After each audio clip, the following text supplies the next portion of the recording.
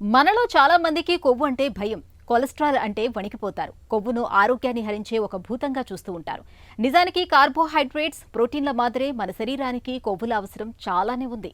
కాకపోతే గుండె జబ్బులు వస్తాయనో, బరువు పెరిగిపోతామనో భయంతో చాలా మంది కొవ్వు పదార్థాల్ని దూరం పెడుతూ ఉంటారు. ఆహార వ్యాయామాలు, స్టాటిన్ మందుల సాయంతో ఒంట్లో కొవ్వును కరిగించేందుకు ప్రయత్నిస్తూ ఉంటారు. నిజానికి ఒక పరిమితి వరకు కొవ్వు ఉండటం మన ఆరోగ్యానికి మంచిదేనంటారు డాక్టర్లు. కొవ్వు కథా కమామిషి గురించిన పూర్తి వివరాలను ఇప్పుడు తెలుసుకుందాం.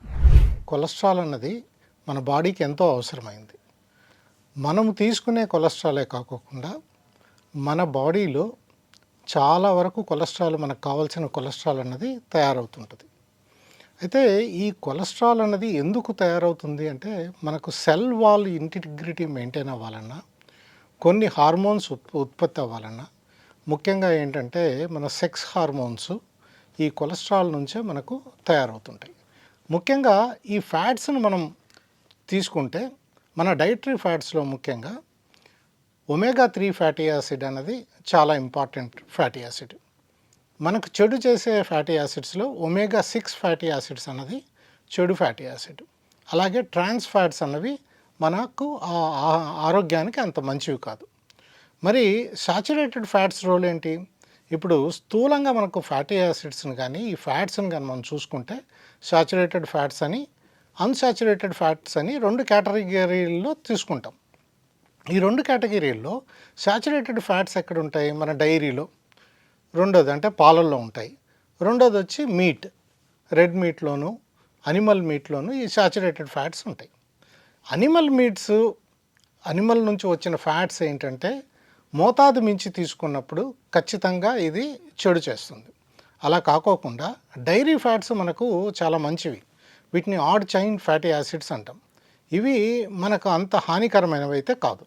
అంటే డైరీ నుంచి వచ్చేవి అంటే మిల్క్ నుంచి వస్తున్న కొవ్వు పదార్థాలు లైక్ గీ అన్నది, ఇవి చాలా మంచి ఫ్యాట్స్ కింద మనం కన్సిడర్ చేయాలి. నెక్స్ట్ ఈ అన్సాచురేటెడ్ ఫ్యాటీ యాసిడ్స్లో మనం చూడాల్సింది మోనో అన్సాచురేటెడ్ ఫ్యాటీ యాసిడ్ అంటాం. ఇవి ఆలివ్ ఆయిల్లో ఉంటాయి. ఇందులో ఓలియక్ యాసిడ్ అన్నది మన చెడు కొలెస్ట్రాల్ను తగ్గించడమే కాకుండా మంచి కొలెస్ట్రాల్ను పెంచుతుంది.